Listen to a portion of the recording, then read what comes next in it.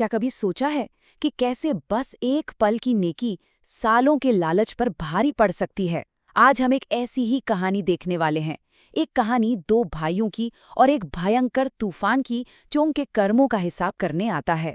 कहानी की शुरुआत ही इन चुभते हुए शब्दों से होती है। ये सिर्फ शब्द नहीं, ये तो वो जहर है जो बड़ा भाई हरिराम रोज अपने छोटे भाई शिवराम की जिंदगी में घोलता है। और बस यहीं से उनके रिश्ते में पड़ी गहरी दरार साफ साफ दिखने लगती है।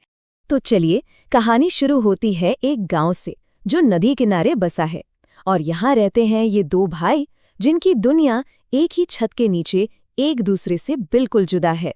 देखिए, एक तरफ है हरिराम, बड़ा भाई, जिसने अपने छोटे भाई शिवराम को पाला तो था, पर अब वो उसी एहसान को एक हथियार बना चुका है।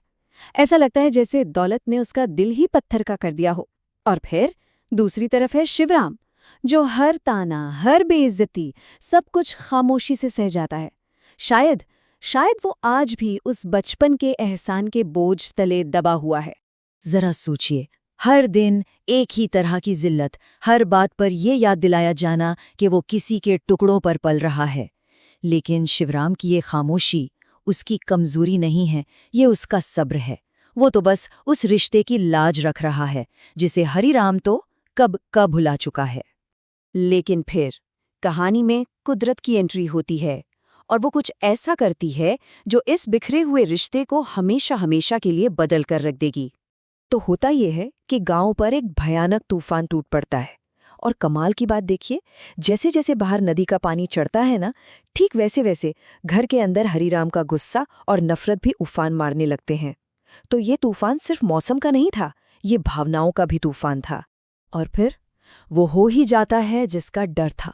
हरिराम का सारा गुस्सा अपने छोटे भाई पर फूट पड़ता है और वो एक लात मारकर शिवराम, उसकी पत्नी राधा और छोटे से बेटे बंसी को उस काली तूफानी रात में घर से बाहर निकाल देता है।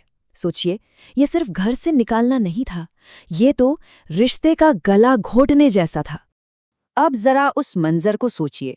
चारों तरफ घना अंधेरा, तूफान का शोर और उफनती हुई नदी की दहाड़।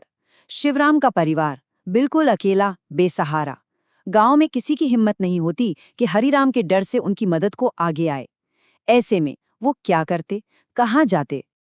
और अब शिवराम कहानी के एक ऐसे मोड़ पर आ खड़ा होता है जहां उसके किरदार की, उसकी इंसानियत की असली परीक्षा होने वाली थी। एक तरफ उसका बेटा भूख और ठंड से बेहाल है।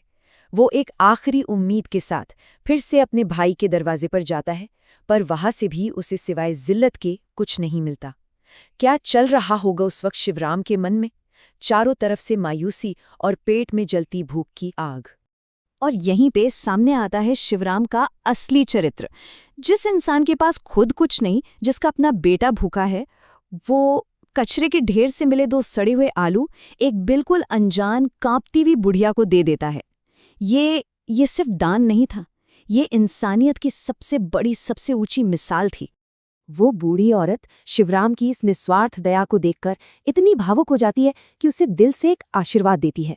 और ये आशीर्वाद सिर्फ खोखले शब्द नहीं थे, नहीं, ये तो उस कर्म का फल था जिसका बीज शिवराम ने अभी अभी बोया था। और बस यहीं से कहानी पूरी तरह पलट जाती है। कहते हैं ना, जब कोई इतनी सच्ची नेकी करता है तो कायनात खुद जवाब देती है, और वो जवाब किसी चमत्कार से कम नहीं होता। तो शिवराम भारी मन से लौटता है, लेकिन उसके दिल में एक अजीब सी शांति है, किसी की मदद करने की शांति। उसे नहीं पता कि सुबह क्या होगा, पर उसका ज़मीर साफ है और वो अपनी झोपड़ी की तरफ बढ़ता है। और वहां पहुंचकर जो वो देखता है, उसकी आंखों को यकीन नहीं होता। जहां वो टूटी फूटी झोपड़ी थी, वहां अब एक बड़ा, मजबूत, पक्का मकान खड़ा है। एक ही रात में उस बुढ़िया का दिया हुआ आशीर्वाद सच हो गया था। अब ये खबर पूरे गांव में जंगल की आग की तरह फैल जाती है। पर हरिराम के लिए ये कोई अच्छी खबर नहीं थी। उसके सीने में जलन की आग भड़क उठती है और वो पागलों की तरह उस बूढ़ी औरत को ढूंढने निकल पड़ता है। उसे लगता है कि वो भी आशीर्वाद खरीद सकता है। वो ये भूल जाता है कि चमत्कार मांगे नहीं जाते, उन्हें कमाना पड़ता है। तो अब आते हैं कहानी के आखिर में। कर्मों का ये जो तराजू था, इसमें आखिर किसका पलड़ा भारी निकला और किसके हिस्से में क्या आया? देखिए, किस्मत का खेल कैसे पलटा। शिवराम, उसे वो सब कुछ मिल गया जो वो चाहता था। इज्जत, एक महफूज घर और सबसे जरूरी मन का सुकून। और हरीराम, हरीराम अपने धन दौलत के ढेर पर बैठा अंदर से बिल्कुल कंगाल हो चुका था। उसके पास पछतावे और जलन के सिवा अब कुछ भी नहीं बचा था। तो ये कहानी हमें क्या सिखाती है? यही कि लालच एक ऐसी बाढ़ की तरह है जो रिश्ते, अपनापन सब कुछ बहाकर ले जाती है। लेकिन दया और नेकी वो एक मजबूत नाव है जो किसी भी तूफान से पार लगा सकती है। तो सवाल बस इतना सा है कि अपनी अपनी जिंदगी की नदी में हम कौन सी नाव चुन रहे हैं?